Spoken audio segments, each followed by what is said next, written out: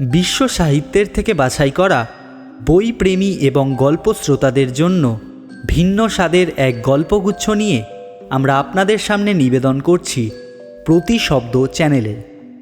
সবাইকে স্বাগত জানিয়ে আমরা আপনাদের সামনে নিবেদন করছি আমাদের 10ম গল্প সৈয়দ মুস্তফা সিরাজের কলমে ভৌতিক বাদুড় বৃত্তান্ত।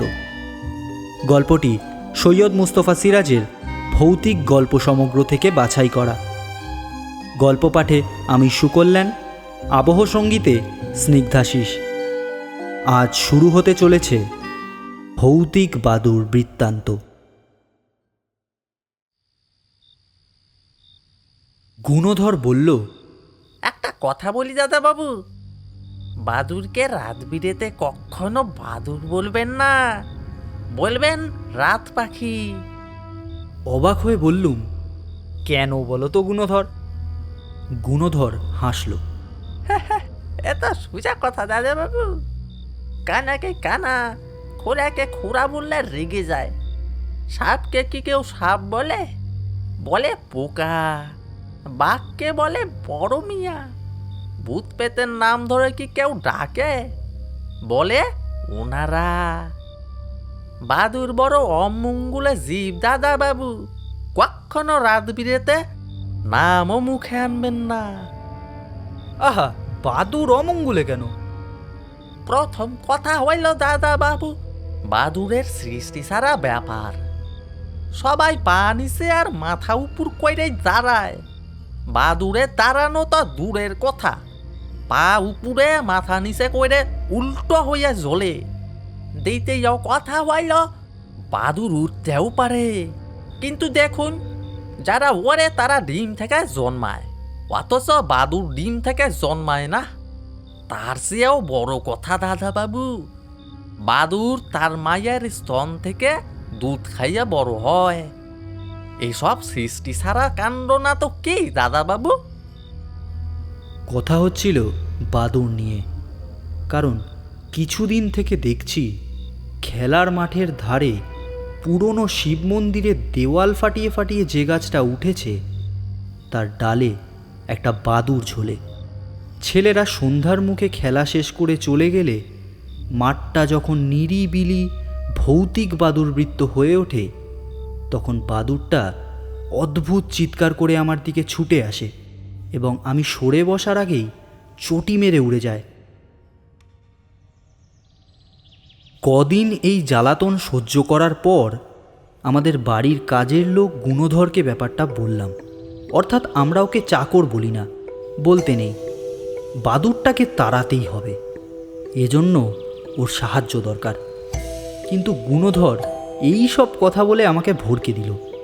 শেষে বলল, সন্ধ্যাবেলা একা দোকান নাই বা গেলেন ওখানে দাদা বাবু? পাখিটা যখন আপনাকে পছন্দ করছে না, তখন না যাওয়াই ভালো। আমার জেদ চড়ে গেল মাথায়। দিনের বেলা বাদুর চোখে দেখতে পায় না। সকালবেলা একটা ছোট্ট লাঠি হাতে নিয়ে বেরিয়ে পড়লাম। আমাদের বাড়িটা এই মফস্বল শহরের শেষ দিকটায়। খেলার মাঠ পেরিয়ে ভাঙা শিব মন্দিরের কাছে গিয়ে দেখি হতচ্ছাড়া বাদুরটা ঝুলছে। লাঠিটা জোরে ছুঁড়ে মারলাম তার দিকে, অমনি বিকট চিৎকার করে নিচে পড়ে গেল। তখন মায়া হলো, বড্ড সামান্য একটা কারণে বেচারিটিকে মেরে ফেললুম। বাদুরটা মরেনি, কিন্তু ঘাসের ওপর চিত হয়ে চুপচাপ পড়ে রয়েছে, চকচকে লাল চোখে তাকিয়ে আছে, দাঁত বের করা বেজির মতো মুখ। দেখে একটু ভড়কে গেল। বাদুরটাকে বড় ভয়ঙ্কর দেখাচ্ছিল। ঠোঁটের একপাশে খানিকটা রক্তও জল করছিল। মুখে একটু জল দেব ভাবলুম, কিন্তু এমন হিংসে বিটকেলে মুখের দিকে তাকাতে দিন দুপুরেই গা ছমছম করছে যে। হঠাৎ সেই সময় মন্দিরের পাশ থেকে জটাজুটধারী এক সাধু বেরিয়ে এলেন। তারপর ব্যাপারটা দেখেই গর্জন করে বললেন, আরে আরে দুরাচার পাপিষ্ঠ, তুই আমার বাহনকে বধ করেছিস, অভিশাপ লাগবে তোর, উচ্ছন্নে যাবি তুই, উচ্ছন্নে। আমি বেগতিক দেখে হন্তদন্ত হয়ে পালিয়ে এলুম মাঠ পেরিয়ে।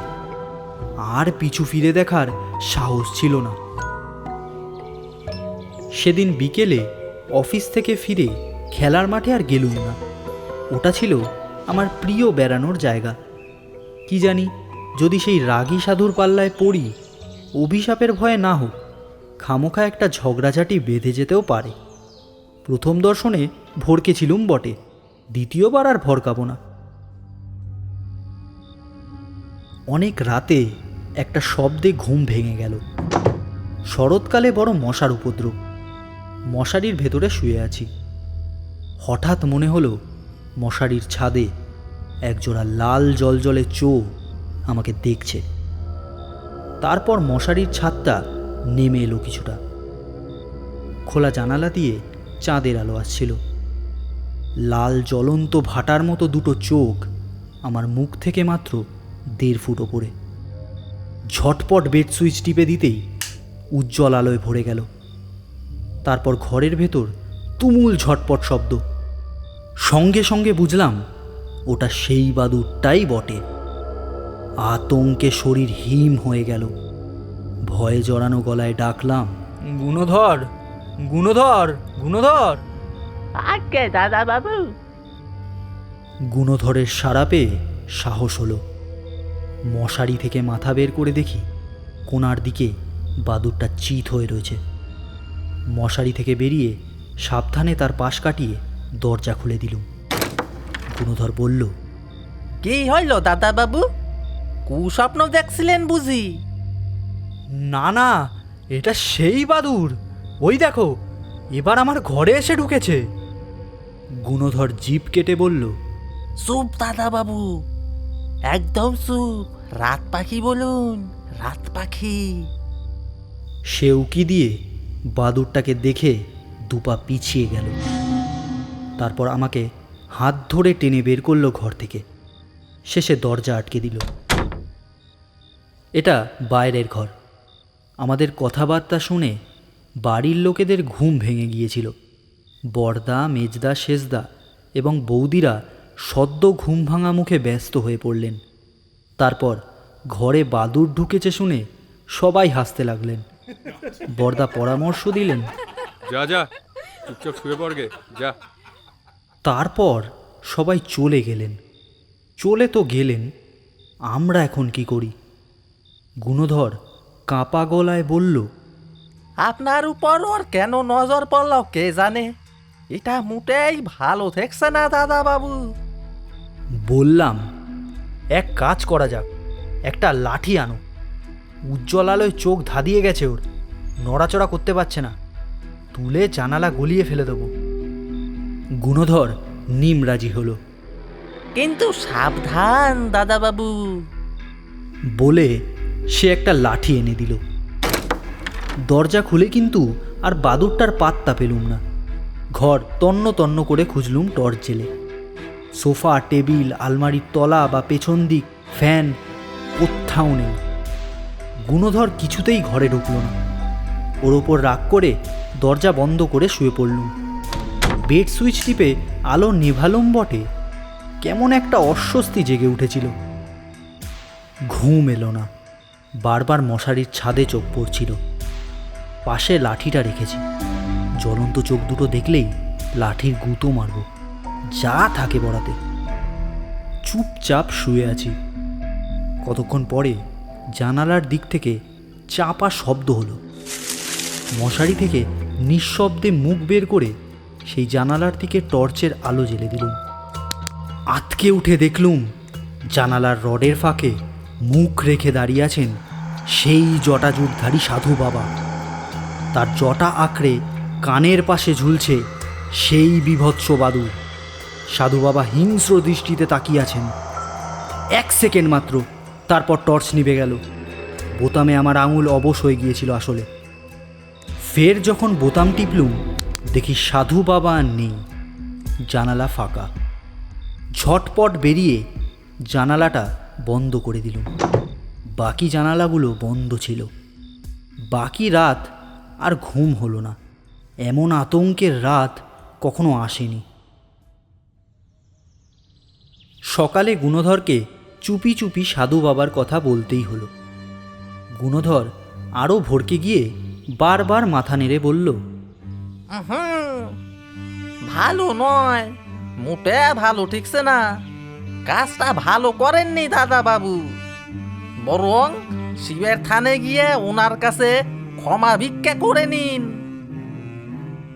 সেদিন দুপুরে আমার জ্বর এলো কম্প দিয়ে। অফিস থেকে রিক্সো করে বাড়ি চলে এলুম। ঋতু পরিবর্তনের ফলে জ্বর জ্বালা হতেই পারে, কিন্তু গুণধর সব ব্যাপার বাড়ির সবাইকে শুনিয়ে দিল। সে এবার আতঙ্কে হতবুদ্ধি হয়ে পড়েছিল। জ্বরের ঘোরে বারবার সেই কালো রঙের লাল চোখো বাদুরটাকে দেখে গো গো করছিলুম। মা কান্নাকাটির চূড়ান্ত করলেন। বাড়িতে সবার মুখে আতঙ্কের ছাপ। দুদিন দুরাত্রি ধরে জ্বরটা থাকলো, কিন্তু আমার অবস্থা শোচনীয়। যখনই চোখ বুঝি বীভৎস বাদুর। কখনো সেই সাধু বাবাকেও দেখতে পাই। স্বপ্নেও সাধু বাবার জটায় বাদুরটা ঝুলিয়ে আমাকে অভিশাপ দেন। ঘুম ভেঙে দেখি গলা শুকিয়ে গেছে।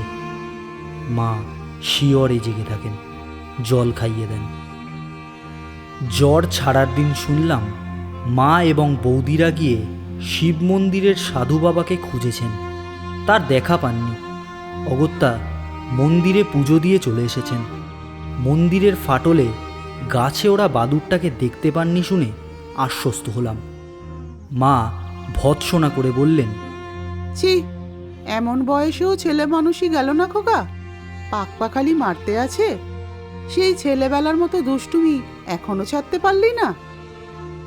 আরও 3টে দিন অসুস্থ হয়েই কাটল, কিন্তু এই কদিনে বাদুরটা বা সাধু বাবার ভুতুরে উৎপাত আর ঘটল না। গায়ে জোর এলে একদিন বিকেলে অনেক দিন পরে খেলার মাঠে গিয়ে বসলুম। একসময় মাঠ নির্জন হয়ে গেল। সন্ধ্যায় ধূসর রঙে ঢেকে গেল চারিদিক। একটু দূরে শহরের রাস্তার আলো জ্বলে উঠল। বাদুরটা যদি উড়ে এসে আমাকে চাটি মারে, আজ প্রতিবাদ করব না। বাদুরের চাটি খেয়ে মারা পড়ে বলে শুনিনি। মারে তো মারুক না কয়েকটা চাটি। মশার উপদ্রব শুরু হলো এতক্ষণে। শিশিরও জমছে। ফের জ্বর জ্বালা বাঁধানোর ভয়ে একসময় উঠে পড়তে হলো। আর সেই সময় মন্দিরের দিকে একটা চিৎকার শোনা গেল। সঙ্গে টর্চ ছিল। তক্ষুনি বোতাম টিপলুম। তারপর একটা ভয়ঙ্কর দৃশ্য চোখে পড়ল। সেই সাধু বাবার গলা কামড়ে ধরে ঝুলছে বীভৎস বাদুরটা, আর সাধু বাবা তাকে ছাড়ানোর চেষ্টা করছেন।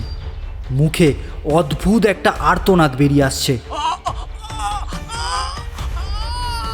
আমার দৌড়ে যেতে যেতে সাধু বাবা সশব্দে পড়ে স্থির হয়ে গেলেন। বাদুরটা ডানা ঝটফট করে উড়ে অন্ধকার আকাশে মিলিয়ে গেল। আমার ডাকাডাকিতে খেলার মাঠের ওপাশের বস্তি থেকে লোকেরা আলো আর লাঠি সোটা নিয়ে দৌড়ে এলো। কিন্তু আশ্চর্য, লোকগুলোকে দ্রুত ঘটনা বলার পর ঘুরে দেখি সাধু বাবা নেই। চারপাশে খোঁজাখুঁজি করেও তাকে দেখা গেল না। তখন লোকগুলো হাসাহাসি করতে থাকলো। একজন বলল, আরে দেখ দেখ, দাদাবাবু একলা বেড়াতে এসে ভয় পেয়েছেন। ওরা চলে গেলে আমি ব্যাপারটা ভাবতে ভাবতে বাড়ির দিকে চললাম। আগাগোড়া সবটাই কি আমার চোখের ভুল? বাদুর ঘটিত ঘটনার এই উপসংহারটুকু আমি গুণধর বা বাড়ির কাউকে আর বললাম না। তবে এতকাল পরে মনে হয় আসলে ব্যাপারটা আগাগোড়াই ভৌতিক। দৈবাত কিভাবে ভূতেদের জীবনে ঢুকে পড়েছিলাম এবং তার ফলে কিছুটা ভুগতেও হয়েছিল। ভূতেরা সত্যি বড় অদ্ভুত।